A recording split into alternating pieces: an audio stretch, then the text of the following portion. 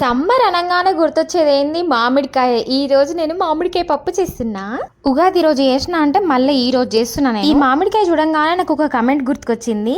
అక్క మామిడికాయ పప్పు రెసిపీ పెట్టు ప్లీజ్, నేను ప్రెగ్నెంట్ ని అక్క ప్లీజ్. ఆ సిస్టర్ కమెంట్ పెట్టి కూడా 2 వీక్స్ అవుతుంది. చేద్దామని అనుకున్నా కానీ నా దగ్గర మామిడికాయ లేవు. ఈ రోజుకి వచ్చేసినాయి. ఇప్పుడు చూసేసి కుక్కర్ లో 1 కప్పు కందిపప్పు, ఇంకా మామిడికాయలు చిన్న కట్ చేసి అవి కూడా వేసేసి, ఇంకా 1 ఉల్లిపాయ కూడా వేసేసి, ఒక 4-5 పచ్చిమిర్చి మీకు కారం తగ్గట్టు వేసేసుకొని, పసుపు ఉప్పు నూనె వేసేసి, కొద్దిగా వాటర్ కూడా వేసుకోవాలి. ఇంకేముంది, మూత పెట్టేసి పొయ్యి మీద పెట్టేసుడే. మామిడికాయ మరీ పుల్లగా ఉంటే తక్కువ వేసుకోండి. నేనైతే 1 కాయ మొత్తం వేసేసిన. 1 కప్పు కందిపప్పు పుల్లగా అయిందనమాట. మంచిగా ఉంది టేస్ట్ అయితే, పుల్ల కుక్కర్ లో ఎన్ని విజిల్లా కుడికితే అన్ని విజిల్లా పెట్టేసుకోండి. నావైతే 6 విజిల్ అయింది. మామిడికాయ అంటేనే నోట్ల నుంచి నీళ్ళు ఉడతాయి. ఇక టేస్ట్ చేయకుండా ఉంటామా, టేస్ట్ అయితే అద్దరిపోయింది. ఇది పెద్ద ప్రాసెస్ ఏమి ఉండదు. ఇంకా చిన్న కడాయి పెట్టేసి పోపుకి అనమాట ఆయిల్, జీలకర్ర, ఆవాలు, పచ్చగా దంచుకుని 4 ఎల్లిపాయలు, 2-3 ఎండుమిర్చి, లాస్ట్ లో కొంచెం కరివేపాకు వేసేసుకొని ఇక పోపు తీసి పప్పులు వేసుడే. లాస్ట్ లో కొంచెం కొత్తిమీర కూడా వేసుకోరి. నా దగ్గర లేదు పప్పు. మరీ గట్టిగా అయితే కొంచెం వాటర్ వేసి 5 నిమిషాలు పొయ్యి మీద పెట్టాలి. మరీ పుల్లగా అయిందని చెప్పి నేను కొంచెం కారం అయితే యాడ్ చేసిన. పప్పు అయితే రెడీ అయిపోయింది. ఇక